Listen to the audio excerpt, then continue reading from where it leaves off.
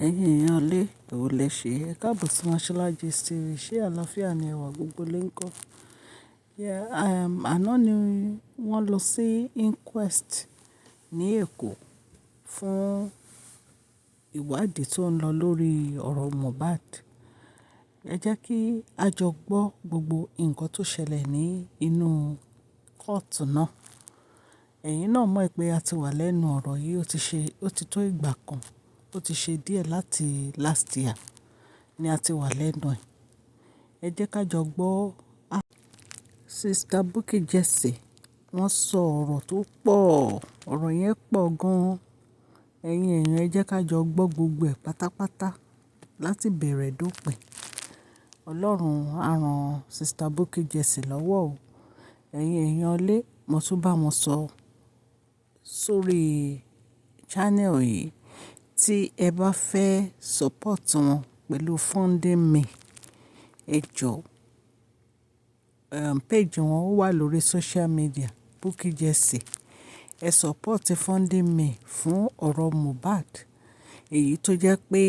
ó di olóògbé, tó jẹ́ pé wọ́n ń gbé ìgbésẹ̀ láti gba justice fún. Ẹ bá wa support funding me fún wọn. Ọlọ́run Elédùmarè á ran Sister Bukky Jesse lọ́wọ́. Á dẹ̀ ran gbogbo àwọn tó jẹ́ pé wọ́n dá owó fún justice for Mohbad. Ọlọ́run á ran gbogbo wọn lọ́wọ́ pátápátá. Ẹ jẹ́ ká jọ gbọ́ gbogbo nǹkan tí ó ṣẹlẹ̀ ní inquest. God bless you all. It can never be denied. To everybody that supported the GoFundMe and the access back to finance the senior advocate of Nigeria, God bless you all. God bless you all. God bless you all. For you to have believed in me, because a lot ti ṣẹlẹ̀. Àwọn èèyàn sọ pé just because of BJ, orúkọ ẹ̀dá ń rí yẹn, I will support. God bless you all. God bless you all. God bless you all. Mi ní wá ní tì.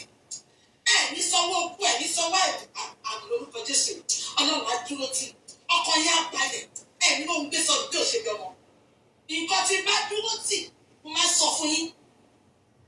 Kì í mọ̀ fún bọ̀ ń bẹ̀ nítorí ojú òótọ́ la wà. Ọ̀nà ẹ̀ tó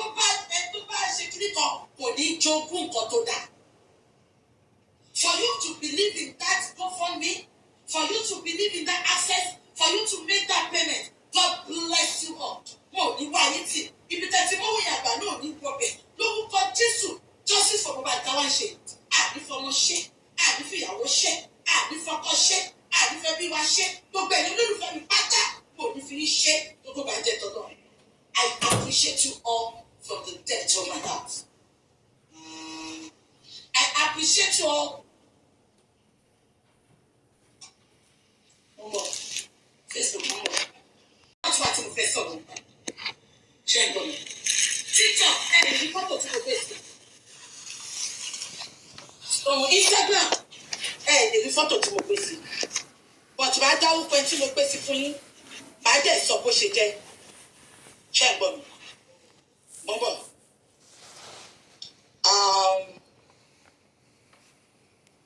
Mama. Máa ṣe orúkọ ẹni tó jẹ́ TikTok tẹ́ bá fẹ́ rí fọ́tò tí mo gbé sí ẹ lè sáré wá wò lórí Facebook. Instagram tẹ́ bá fẹ́ rí fọ́tò tí mo gbé sí ẹ lè sáré wá wò lórí Facebook. Ṣé ẹ kò ṣàwà nú àwẹ̀ kò ṣàgbàwẹ̀ mọ́ gbàdúrà pé number one àwọn èèyàn ti wò pé kí wọ́n fẹ́ mú bọ sáànù tó gbà. A lot of people sọ pé wọn nídìí sáànù jẹ́sẹ̀ pé wọ́n tún wá ń sọ pé wọ́n lọ máa flag GoFundMe yẹn. Mo wá sọ fọ́lọ́run lọ́lọ́ jẹ́ kó rí flag tó bá jẹ́ pé ikú ọlọ́run tó bá jẹ́ pé kú ẹ̀ ni Mohbad kú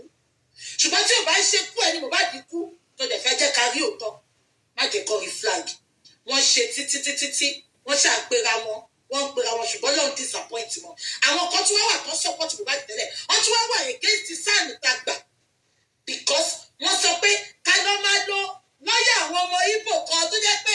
jìbìtì tí GoFundMe tó kọ́kọ́ sí jìbìtì ló bá dé lọ́yà pé ẹ̀bá bàbá sọ ẹ ṣàfẹ́ ìpòsí lọ́yà ní bàbá lórí wọ́n dẹ̀ gbé lọ́yà yẹn débẹ̀ wọ́n ní wọ́n rọ́bìṣì lọ́yà yẹn jáde abẹ́gbọ̀n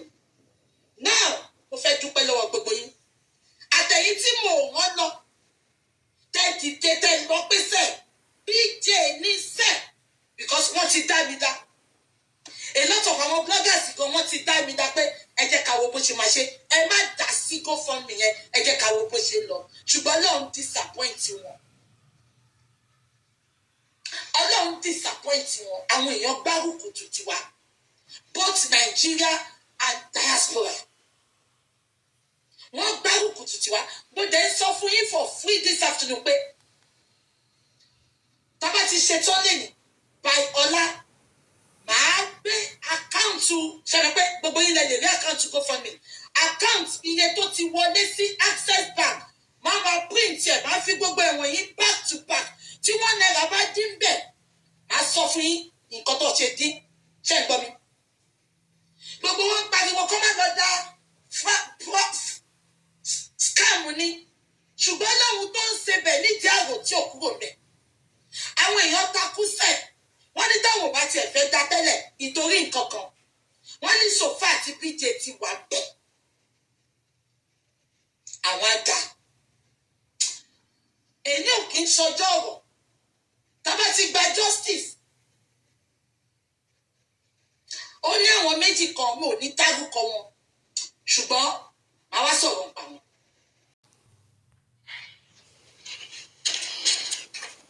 gudugudu méje yàyà mẹ́fà financially nínú justice for Mohbad táṣẹ̀ṣẹ̀ ń ṣe lọ́wọ́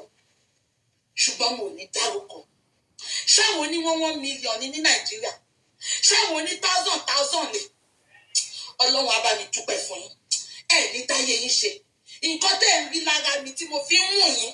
nǹkan tẹ́ ẹ̀ ń rí lára mi tẹ́ ẹ̀ ń sọ pé BJ ní sẹ́ Ọlọ́run ò ní bá bẹ̀jẹ̀ who said that ní corona inquest lẹ́yìn spending God bless you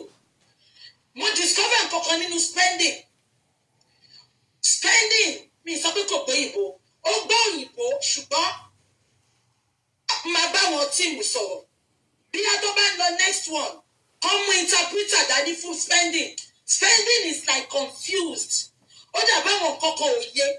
bí òyìnbó yẹn ni kò yé dáadáa ni o he is educated o bọ̀ ṣẹ́ mọ̀. There is a limit to people's education sometimes, and there is a limit to people's understanding sometimes. Check for me. Tẹ́bá ń wo spending, àwọn questions kan confuse. So, bíyá tó bá lọ next time, I must suggest ẹni kí spending lè bá wa fà á já. Kó máa sọ Yorùbá wá máa interpret ẹ̀ fún. That is my observation. Spending, God bless you. The fact that you are not supporting this. You need to be precise. God bless you, spending. God, èyí tó kù spending. Ọlọ́run á bá mi gbé sí ẹnu wá sọ jáde. I know you are a bit confused with those English today, but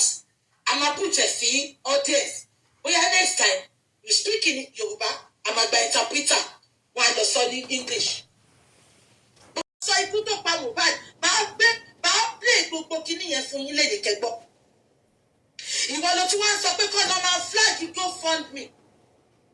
kọ́ lọ máa flag yẹ ìwọ ló sọ pé oh Jesus Christ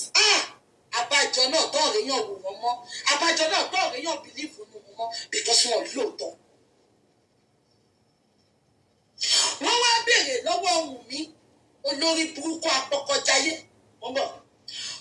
wọ́n sọ pé no wọ́n béèrè lọ́wọ́ mi sorry wọ́n béèrè lọ́wọ́ spending ṣé ń gbọ́ mi mo bọ̀ wọ́n sọ pé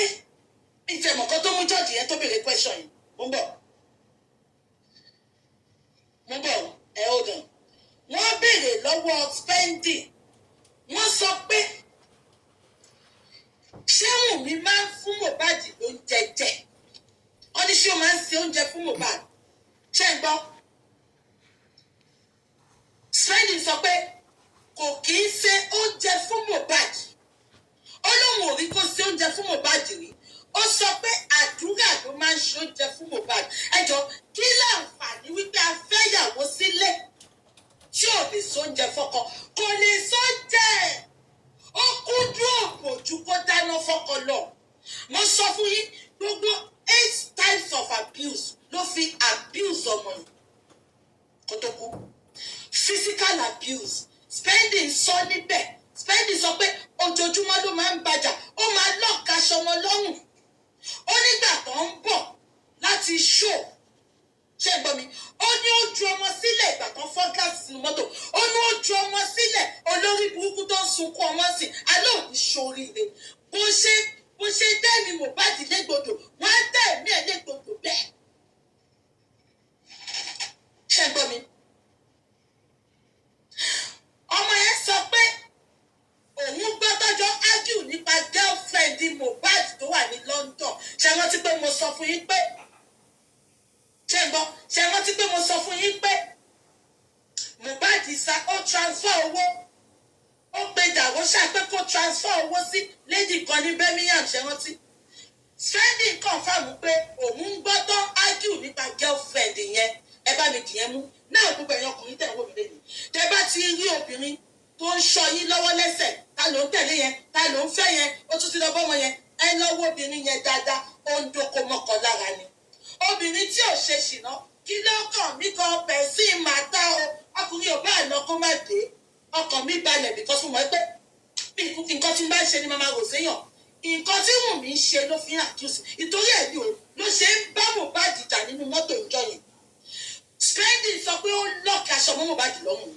ó wá ń sọ fún Mohbad pé òun máa báyé Mohbad jẹ́ báyé Little ṣe bàjẹ́ ó ní sọ́mọ̀ ẹ̀kọ́bìnrin ló báyé Little jẹ́ àbí Little Fush ó ní sọ́mọ̀ ẹ̀kọ́bìnrin ló báyé Little jẹ́ ó wá lọ aṣọ mọ́lọ́rùn tó fẹ́ strangle her to death so inú mọ́tò yẹn ni ègún yẹn ti ń gùn kó pa Mohbad just because pé ó gbọ́ ọ̀rọ̀ Canada ó dẹ̀ gbọ́rọ̀ girlfriend ṣe é gbọ́ mi. now ọmọ yìí wọ́n wá sọ pé kò sí oúnjẹ kankan kò kí ń sí oúnjẹ rárá fún Mohbad gbogbo 8 stages of abuse ló fi abuse Mohbad kó tó kú physical abuse domestic violence or abuse ṣe é gbọ́ mi sexual abuse ó fòbò dún òbò yẹn ló wá gbé lọ fún ọba Lẹ́kì ló pín kiri federation òbò federation ṣe gbọ́ psychological and emotional abuse òun lè ṣe máa rí Mohbad tí ká pèrè Mohbad ò dédé máa ṣe bẹ́ẹ̀ yẹn gbogbo nǹkan tí Wùnmí fi ń jẹ́ níyà nínú ilé ló ṣe affect psychologically ṣe gbọ́ mi financial or material abuse financial abuse yẹn ni pé Mohbad ò ní account ọwọ́ Wùnmí ọwọ́ ìyá Wùnmí àtọwọ́ àbúrò ìyá Wùnmí ibẹ̀ lówó wọn ń wọ̀ Naira Marley ló ṣẹ̀ṣẹ̀ pé bàbá pé ọmọ yín dàgbà pé kò ní àkáǹtì ìyá Wùnmí àtàbúrò ìyá Wùnmí ni máa ń sanwó sí kí ló dé tọmọ yín ò ní àkáǹtì ìyẹn ló ń jẹ́ financial abuse material abuse wá ní pé gbogbo nǹkan ẹ̀mí Mohbad tí Mohbad rà tó fi sí káwọ́ ìyá Wùnmí wọ́n ti gbẹ́sẹ̀ lé wọ́n ní kò ní nǹkan kan lọ́wọ́ àwọn another one ní èyí tí ó jẹ́ pé Mohbad kú Wùnmí sáré pé lọ́ọ̀yà tó mú ọwọ́ Mohbad tó fi ń sáìn tó sọ pé Tom Prince ni Mohbad máa fi ń sáìn ọmọ tó dàgbà tó yẹ tó kàwé àwa máa Tom Prince láì ṣe pé tí ò ní capacity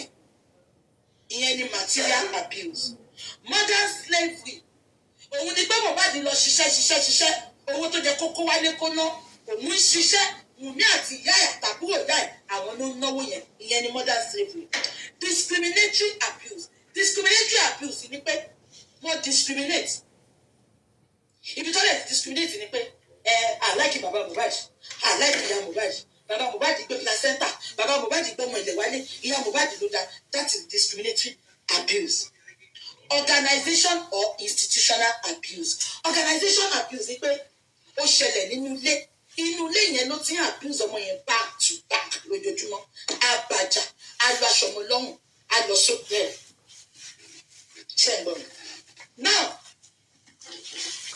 ọwọ́ béèrè lọ́wọ́ spending ló wá rojọ́ lọ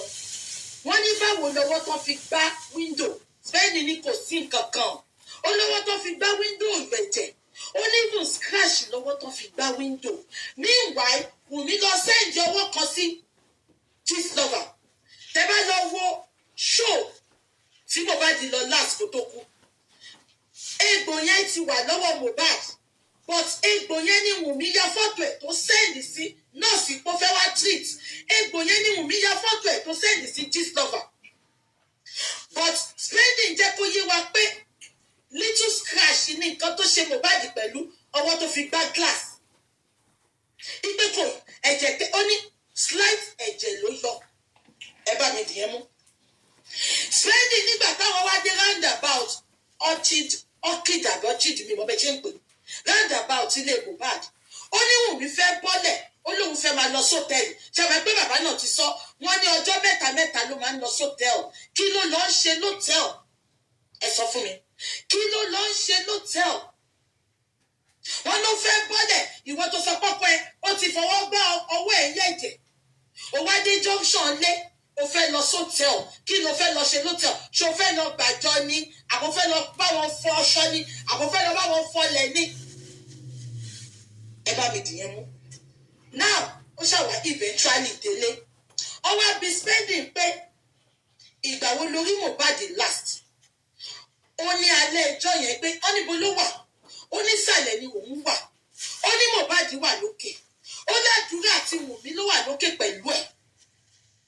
ó ní nǹkan tó ń rí mọ nìyẹn kóhun tó fún wọn ní nọ́mbà doctor láàárọ̀ nọ́mbà nurse now ibi tí mo fẹ́ emphasize sí ni ṣé gbogbo yín rántí pé ìyá Mohbad ń tẹnu mọ́ pé bàbá Mohbad ló pa o bàbá Mohbad kò tí ì kú o ẹ jẹ́ kí n sọ̀kan tó ṣẹlẹ̀ fún yín ṣe rí ikú Mohbad ó wà láàrin àdúrà àti Wùnmí àti any other person ikú Mohbad ó wà láàrin àdúrà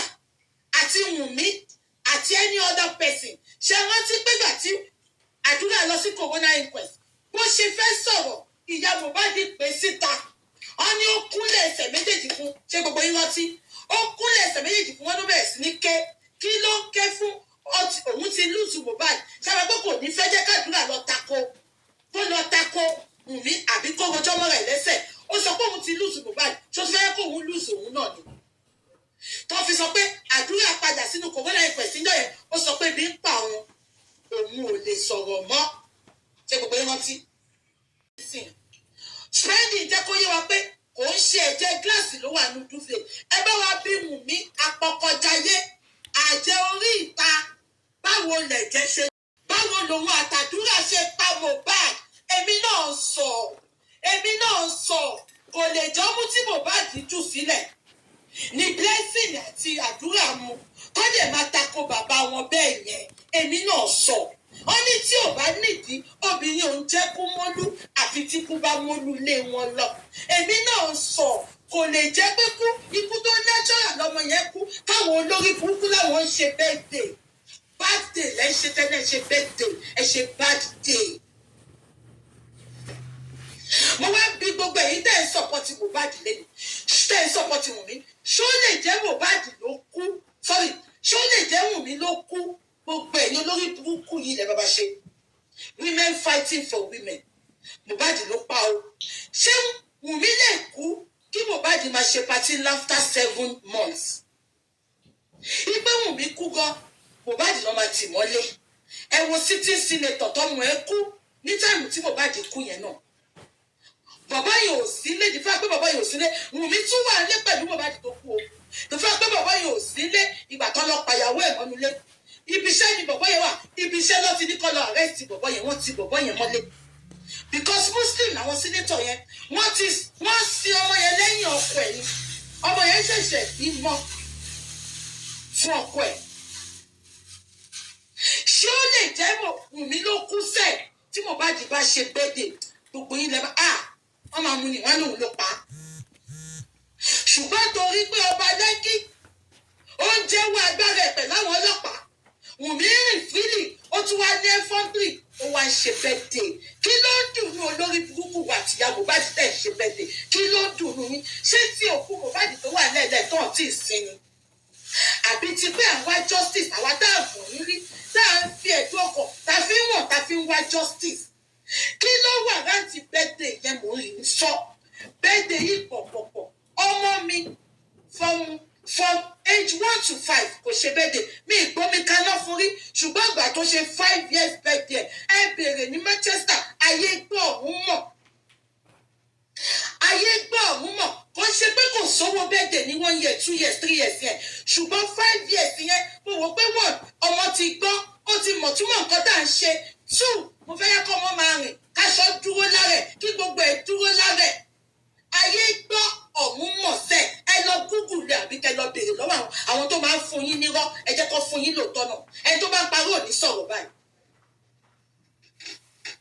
ó ṣàwá ní dandan kí ló ń dùn nú ẹ òbò federation kí ló ń dùn nú ẹ sẹ́ tó fi fún pé bẹ́ẹ̀dẹ̀ ló kù. Yorùbá sọ pé kò sígbà tá a dáṣọ tá a rí wọ̀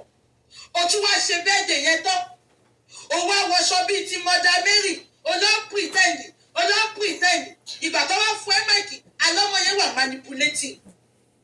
ó wá fún ẹ máìkì ó wá ń gbọ́ wíìgì báyìí ó ń gborí báyìí ó wá ń kọ́ra mọ́rin olórí burúkú àwọn aláyé bàtẹ́ bíi tiẹ̀ àwọn invitees àti non-invitees tó wà bẹ́ẹ̀ àwọn yẹn náà wá ní ya ṣáyí nǹkan kò jọ mí lójú náà gàgà lórí Instagram ẹ̀yin followers ní ayé yẹn àdá ṣáyí àwọn olórí burúkú ọmọ ló kórí Instagram yẹn sìn àwọn ọmọ tó yìí ń wọ pátá supertech tó fi ń wa táyà kiri so àwọn lè máa rí tó máa ń comment because tí mi bá comment sábẹ́ gbà tí bá lọ wo fọ́tò ẹ̀ ọmọ tó yìí ń gbá bọ́lé lọ́wọ́ kó lọ rẹ̀ sí wá ni. àbẹ́ ẹ̀tọ́ mi ó wá mú báìkì yẹn ó wá sórí yẹn bá wèrè kanra mọ́rin ó gbọ́ ọmọ yẹn dání pé ẹ ní gẹ́rùn bíbá ilé nìṣẹ́ ẹ ní kótó lẹ́nu ọmọ ilé ní bíbá iṣẹ́ ọmọ fẹ́ jábọ́ lọ́wọ́ ẹ̀ ẹ̀ǹzó wọ́n bá mi lọ bẹ̀ ẹ̀ǹzó wọ́n challenge ìyá ẹ̀ tó bá bí ìyá ẹ̀ dà kọ Màríyá bí like Marita ò lè kọ yẹn ọ̀tá ẹ̀ nìyẹn máa jẹ́ nítorí mo mọ̀ ẹ́ pé ìwọ ni Mohbad ń bá wí bẹ̀ ni. ẹ̀rí bó ṣe ń jóná ẹ̀ ó ń kọ́ra mọ́rin yẹn ni ó wá sórí báyìí ọmọ nínú abẹ ẹ̀ǹzó wọ́n lélẹ́lẹ́ wọn ò bá ọmọ nínú abẹ ẹ̀ǹzó ọmọ yẹn fẹ́ jábọ́ lọ́wọ́ ẹ̀ bẹ́ẹ̀ ló mọ́ ọmọ yẹn dábẹ́ ọmọ yẹn ti ṣàn jábọ́ lọ́wọ́ ẹ̀ bẹ́ẹ̀ ló ń kọ́ra mọ́rin yẹn ó ń kọ́ má fi kọ́ra mú wa díẹ̀ lè lọ ní kó lọ ṣe. wàá bọ́ta lọ́la wàá sọ pé husband of my youth kill you there kill your family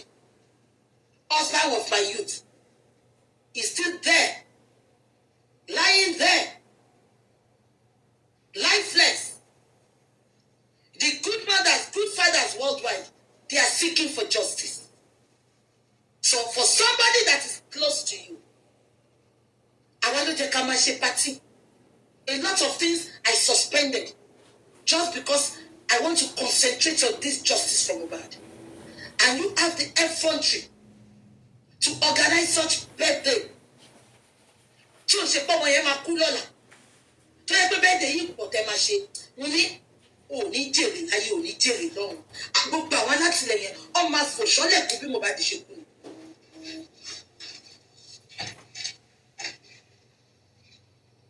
Àbí tó tí mo sọ yẹn ni. Now, ó wá ṣe patí tán. Ṣaṣangele olórí burúkú aya ẹgbẹ́ bíi slippers àwọn mọ́là. Ẹ̀wọ̀n táwọn mọ́là tó máa ń pọnmi korodomu tó bá wọ slippers tán tó máa dálù láàrin báyà ìṣeré nìyẹn. Ṣaṣangele olórí burúkú yẹn. Tó bá ń ka abiyamọ absent ló jẹ́ kó máa kọ sí ẹ lórí. Ṣaṣangele jọ ṣọ́ọ̀ṣì tó lọ lánàá yẹn ìwọ wá ń jẹun òun jẹun bí ọmọ tí ò jẹun rí ó wá ń jẹ rẹ́mínàǹtì kíchìnì láyé ẹ ó wá ń jẹ rẹ́mínàǹtì ó wá ń kọrin ó wá ń fò sókè olórí burúkú aláyé bàjẹ́ ṣó ti gbàgbé ni 10 years I no see mommy bàbá ní 10 years yẹn Mohbad wò ṣe fún ẹni wọ́n ní 15 years I no see mommy ó mọ bọ́mọ yẹn ṣe tó lọ́wọ́ ẹ̀ ìwọ náà ló sọ ó ní wọ́n sọ fún ẹ pé ọmọ aládé ọmọ ọlọ́lá lọmọ yìí ẹ má fi òkú ẹ̀ wọlé ṣùgbọ́n gàgà kó sọ̀ lára ọmọ ìyá jẹ́ owó kèwé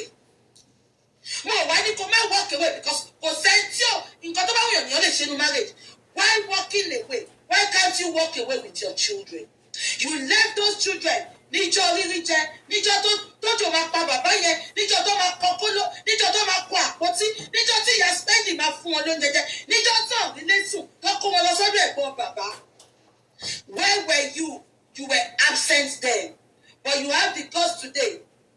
o wá ń fò ń jó wàá jó o mọ rírì ọmọ o mọ rírì Mohbad lára mo ń sọ mo tuntun sọ tó o bá sí nínú ayé Mohbad sẹ Mohbad ò ní kú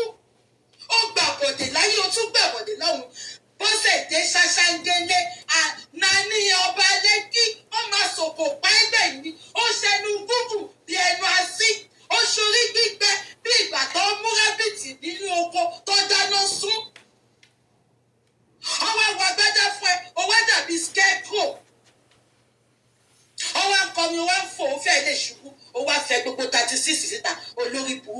abájọ tó fi lọ fi ẹ́ sí Sango Ọ̀tà the bells nílé ẹ wà náà àdúgbò the bells school Ọbásanjọ́ nílé ẹ wà àní gbogbo biography ẹ ọba mi ṣe autography ẹ lọ́wọ́ ọba mi rìkọ́ọ̀dù gbogbo ẹ lọ́wọ́ mo máa gbé wá sórí íńtánẹ́ẹ̀tì. ó wá ń jẹ rẹ́mínàtì inú kíṣìn ọ́níyàn kì í lẹ́ni nímọ̀sán kó mu kíkan gbogbo ẹni tó ní nímọ̀sán wọ́n ti kú tán ó wá mu kíkan òun jẹ́ àjẹkù òun jẹ́ rẹ́mínàtì ta ni ò bá jókòó sí ṣíà ìyá ọba kó máa jẹun kó máa wọ́ṣìpù ẹ̀ ó wá lọ dúró sí kíṣìnì bí alágbàfọ̀ bíi kílínà tó fẹ́ gbálẹ̀ ọ́ọ̀lù tó bá ṣe tán ó wá ń jẹun ó wá mu kọ́tẹ̀lì yẹn máa kọ́ mọ́ ẹlẹ́nu ní ìgbẹ́ ẹ̀jẹ̀ tí ló máa fi yà tó máa fi kú ìyá Mohbad olórí burúkú ẹni tó ń wò láwò sunkún àtiwọ́ àti Wùnmí ẹ̀ ń wọra yín láwò rẹ́rìn àti wá ṣetán níjọ́ Sunday ò lọ sí ṣọ́ọ̀ṣì ò lọ ṣọpẹ́ olórí burúkú ẹ̀ ṣe ṣọpẹ́ rí kí ni ìtumọ̀ ọpẹ́ tó lọ ṣe yẹn ìpè wọ́n sọ pé ká pẹ́ láyé tójú wa máa rí bí àbí ọpẹ́ tó lọ ṣe yẹn ìyá Mohbad ṣé ọpẹ́ pé ó wà láyé ojú ẹ rí bí ó gbé àkọ́bí ọmọ ẹ sí lọ́kùnrin lójú ayé ẹ ṣé ọpẹ́ tó lọ ṣe nìyẹn ìwọ kọ́ ló pẹ́ tó sí àwọn tó pẹ́ tó sí mọ́ra wọn ìwọ àti Wùnmí ọpẹ́ ò tọ́ sí òun á gbé fíìmù jọ ṣé tó ṣe lè ti ra fíìmù yẹn ṣé nǹkan tó bá lọ́jà ló rà ní àbí bíi tí Dayọ̀ Amusa ti ra àtún ìròsì tó fún Wàsíù Jọ́sí ṣé bẹ́ẹ̀ ni wọ́n náà ti ra fíìmù yẹn jọlọ fẹ́ bẹ ṣọ́ọ̀ṣì tó lọ yẹn ó dàbí wàká pass ṣọ́ọ̀ṣì ni ṣé ṣọ́ọ̀ṣì tó rí lọ́tà ni àbí ṣọ́ọ̀ṣì tó máa ń lọ tẹ́lẹ̀ nítorí mo gbogbo ṣọ́ọ̀ṣì yẹn látòkè nílẹ̀ mi ìrágbàlagbà kọ́kọ́ ní ṣọ́ọ̀ṣì ìṣẹ̀lẹ̀ àbí kọ́ lọ kọ́ àwọn ọmọdé ládùúgbò wọ́n kó wọn sínú inú ọ̀ọ̀lù kan wọ́n wá náà fẹ́ ṣọpẹ́ mẹ́ àbí gbogbo yẹn nọ́tìsì mi ìrí àgbàlagbà kọ́kọ́ nínú ṣọ́ọ̀ṣì. ìyá Mohbad ó lọ ṣe ọpẹ́ èmi kò bí ká náà ti sin ọmọ ìtọ́ ló máa lọ ṣọpẹ́ ni olúwa ìṣe ọmọ yìí ti lọ finally rest gbogbo wa wá ṣe ọpẹ́ mo ti sọ pé dọ́kà bá gba justice tá a bá sin Mohbad àdúgbò yẹn gbogbo wa máa ṣe t-shirt worldwide àdúgbò tẹ bá wà a máa ṣe worldwide gbogbo wa máa wọ ìjọ tó bá fẹ́ sin Mohbad a máa wọ a máa ya fọ́tò gbogbo wa máa ẹ máa post ẹ̀ sí mi ẹ máa send ẹ̀ sí mi ẹ máa kí ẹ máa gbàdúrà fún a máa kó léètì ẹ a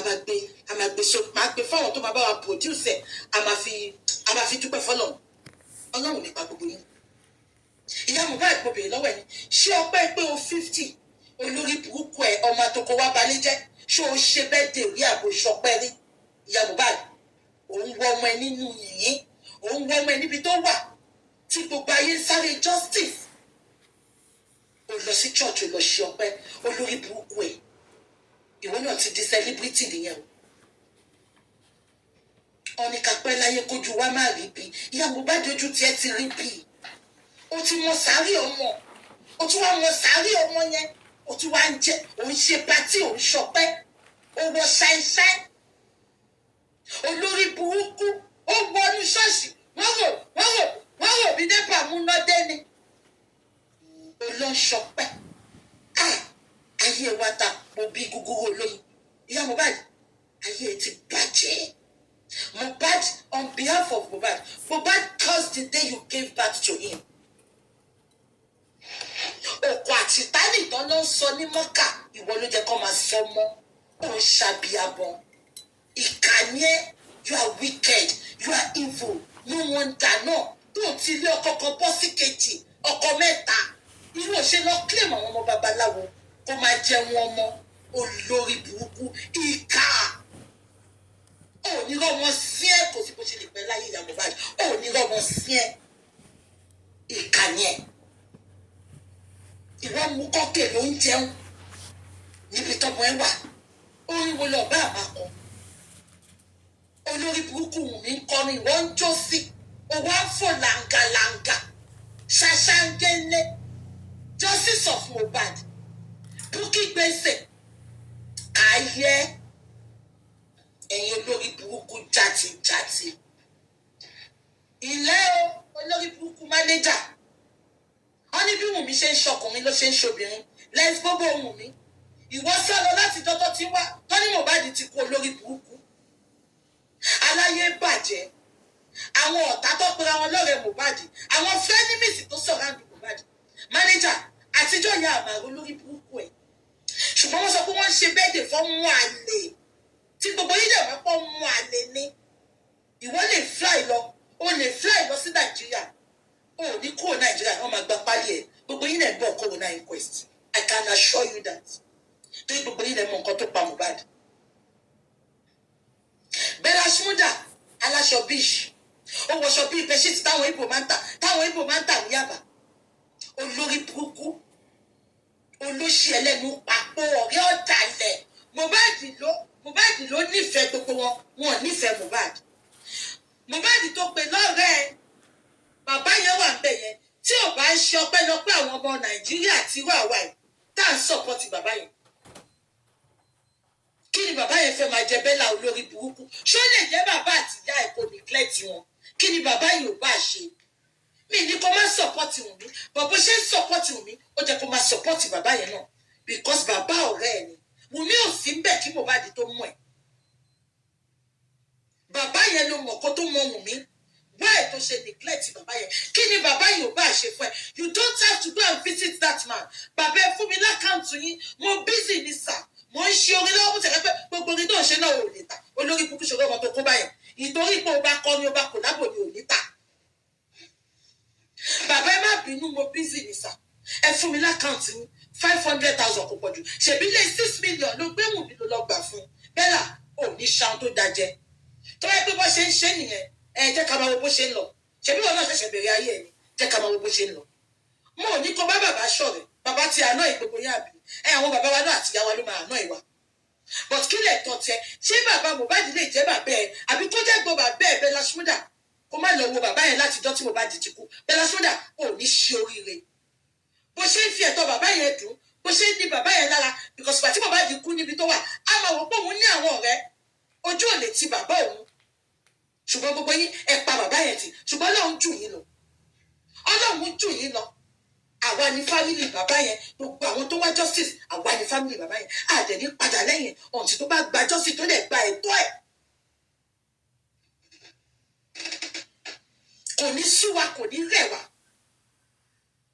ẹ̀yin olórí burúkú ibi tẹ́ fojú sí ẹ̀rù bàbá Bella ìwọ gan lọ sí corona inquest olórí burúkú àwa wí tán wọn ní wèrè wà ní Canada aláyé bàjẹ́ kí ló wá ṣe lẹ́kọ̀ọ́ láti jọ Mohbad kú tó sá wọlé gbogbo yín jọ mọ̀ ń pa ẹni ṣé bọ́ọ̀ jẹ́lọ́sì Mohbad àwọn tí wọ́n ní prime boy jẹ́lọ́sì Mohbad Bella gangan ló ń jẹ́lọ́sì Mohbad nítorí wọn gbóhùn ẹ agijù ló ti ń dùn ìgbà tí Mohbad wà láyé ṣé inú gbogbo wọn dùn náà ìdùnnú gbogbo wọn ni pé Wùnmí carry out plan ẹ lórí Mohbad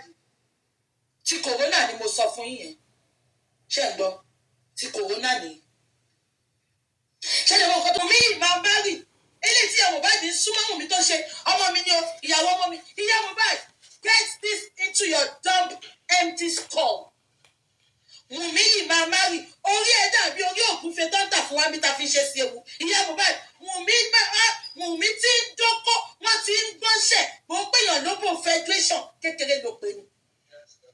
ṣé ìyá Mohbad ti gbàgbé ni ṣé ó rò bóun àti Wùnmí làwọn jọ máa wà tọ́jú alẹ́ ni Wùnmí yìí máa má rì Wùnmí máa má rì ìyá Mohbad ó ní ó dìgbẹ̀yìn kó tó yó lóko àdá ó dìgbẹ̀yìn kó tó yó lóko àdá kó tó mọ̀ pé ẹrù làdá owó òun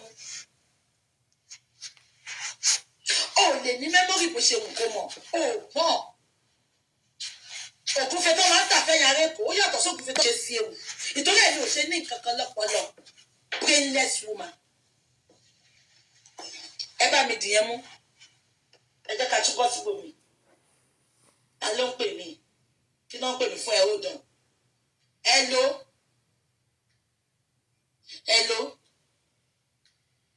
kí lẹ ń pè mí fún mo ń gbọ́ yín mo wà lórí live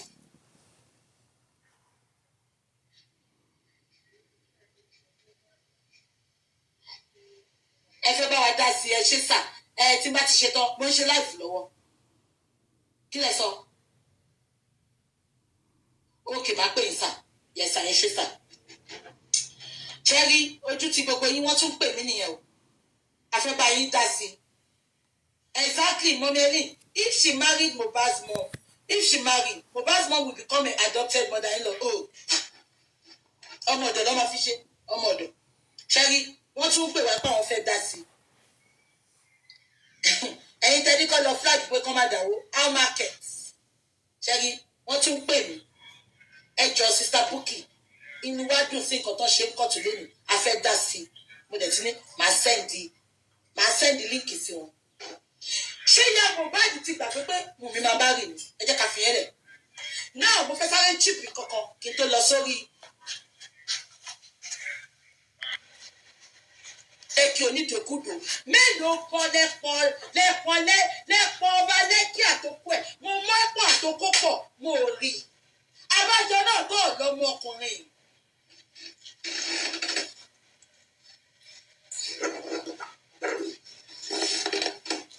Abájọ náà kí ni mo fẹ́ sọ? Mo fẹ́ sáré chíìpì kankan yìí. Ẹ jẹ́ sáré chíìpì yìí. Ṣé rántí pé